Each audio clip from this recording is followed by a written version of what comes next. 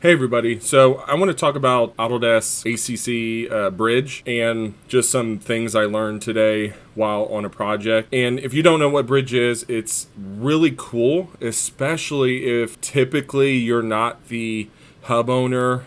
You work with other people's hubs, you work on their project. What this allows is for, say, I work in an MEP firm. We partner with architects and other design partners. Usually the architect is the lead and they set up the project and we work on that project in that hub. And we can't really use like APS or before APS Forge to build our own integrations. If you use Imagine It Clarity, you can tie that into ACC BIM 360 and use some of the functionality there. And for that to work, somebody has to approve your add-in for ACC BIM 360. If you have your own automations, the hub owner has to approve those.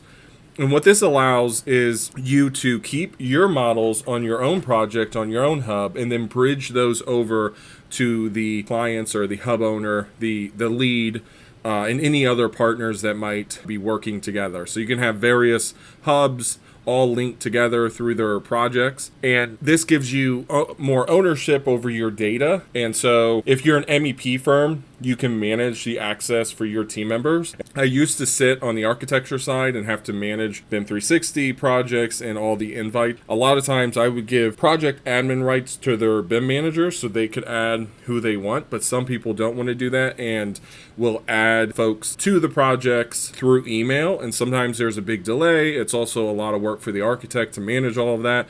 And what this does, it gives the ability to the MEP folks to set up their own project on their own hub and manage their own users and turn on any other services in ACC that they would benefit from.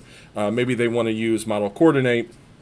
They can turn that on now with no issues. Also, they can schedule their publishes a lot easier. So it's a win-win in my opinion.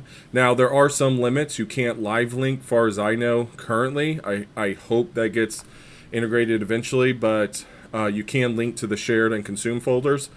And the thing I learned today and what I want to share is that if you're working on Revit 22, and I guess earlier versions, I don't know how far back, but I know for sure 22, you can't link through ACC. It'll give you an error that says, hey, this needs to be like a cloud hosted model. Now, the workaround for that is you can link through Desktop Connector, at least for the 22 projects. For 23, 0.1, 0.2, and 24 and later, you can link directly to the shared or consumed folder links and it'll just link it in. But for 22 and I guess earlier, I haven't tried it on 21 or 2020, you won't be able to do that. You'll have to use Desktop Connector. And that's what this website here. So this article just kind of discusses that.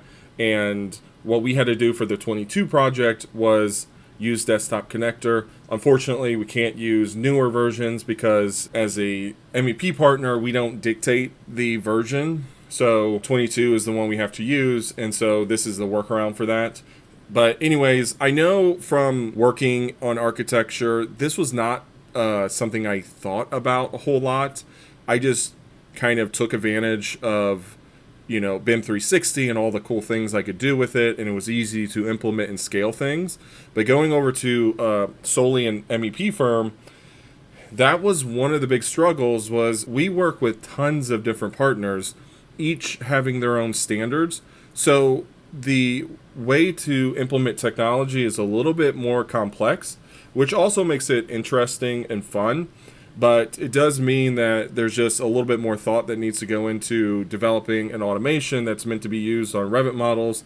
And those Revit models are on ACC or BIM 360, and those are hosted by a architect. There's thought in like, okay, how do we develop that and scale it?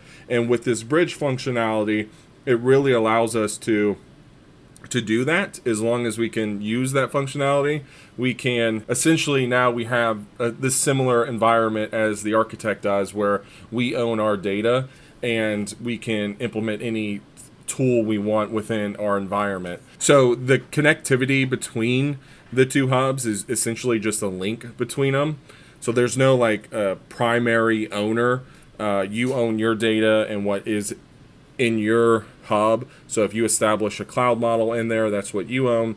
And then the linked elements or the linked models will just be synced over every time there's a new version. And that's kind of the workflow. So there's not like a, master AEC hub that controls it all. It's just two separate hubs that are connected at that project level and then sharing specific folders or files. But anyways, that's all I've got. I just wanted to share that in case you're starting to do this as well. I think this is a huge thing, especially for folks that are not hub owners. I think this really gives us a lot of capabilities and a lot of functionality we can take advantage of to benefit our clients, our partners, and ourselves.